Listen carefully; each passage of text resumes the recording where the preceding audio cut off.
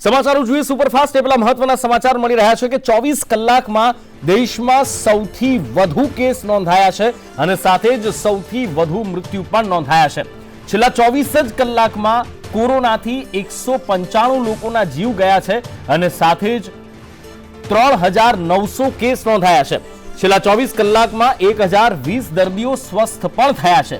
દેશમાં કોરોનાનો doubling rate છે એ 12 દિવસનો થઈ ચૂક્યો છે। સાથે જ રિકવરી રેટ પણ વધી રહ્યો છે। રિકવરી રેટ હવે 27.41% પહોંચ્યો છે। પીપીઈ કિટના ઉપયોગના દિશા નિર્દેશ પણ જાહેર થયા છે। સરકારની સાથે લોકોની પણ જવાબદારી રહેશે। વિદેશમાં ફસાયેલા ભારતીયોને પરત લાવવામાં આવશે। 7 થી 13 મે સુધી વિશેષ અભિયાન ચલાવવામાં આવશે અને પરત ફર્યા બાદ 14 દિવસ તેમને ક્વોરન્ટાઇન રહેવું પડશે। વધુ માહિતી સાથે जुड़ाया है संवाददाता अजय यादव दिल्ली थी। अजय, जो जानकारी मिल रही है कहीं चौंकाने वाली, कहीं चिंता पैदा करने वाली भी जानकारी है, क्या ज्यादा अपडेट्स मिल रहे हैं?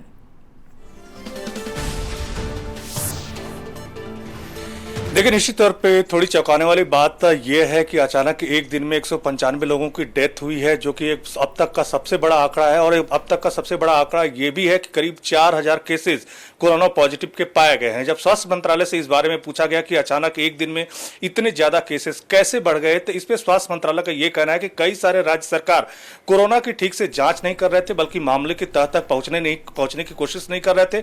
ऐसे में सेंट्रल गवर्नमेंट की तरफ से तमाम सारी रिपोर्ट को दाखिल करने के लिए कहा गया और उन सारी रिपोर्ट को सामने लाने के लिए कहा गया। इसी वजह से ये डेथ बढ़ी है। हालांकि स्वास्थ्य मंत्रालय का जो इशारा था पश्चिम बंगाल की तरफ था कि जहां पर बहुत सारे केसेस रजिस्टर नहीं किए जा रहे थे। इसी वजह से स्वास्थ्य मंत्रालय का मानना है कि इसी वजह से मरने वालों का आंकड़ा जो बढ़ा है, इसी वजह से रजिस्टर्ड केसेस की भी संख्या बढ़ी है।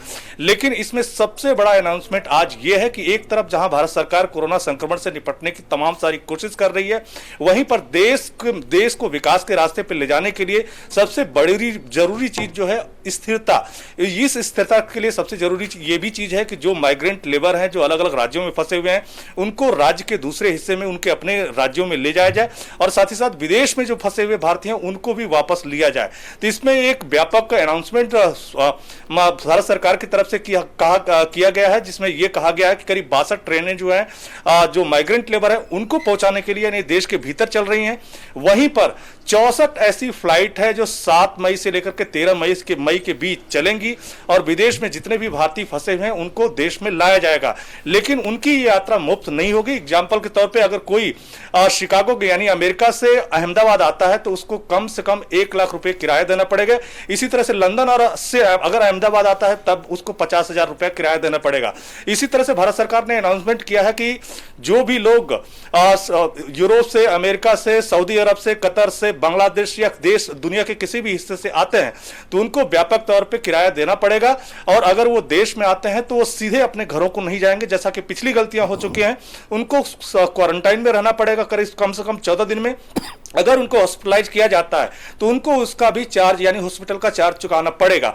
तो एक तरह से भारत काफी सतर्कता बरत रहा है और साथ ही साथ देश में स्थिरता हो, खास करके कोरोना संक्रमण से निपटने के लिए और देश को विकास के पटरी पर लाने के लिए इसके लिए व्यापक इंतजाम किए गए हैं, जहां पे माइग्रेंट लेबर को देश के भीतर में उनके राज्यों पे भेजा जा रहा है, वहीं विदेश में फंसे भारतीयों को भी लाने का फैसला किया गया है। जी अजय, जानकारी के लिए धन्यवाद।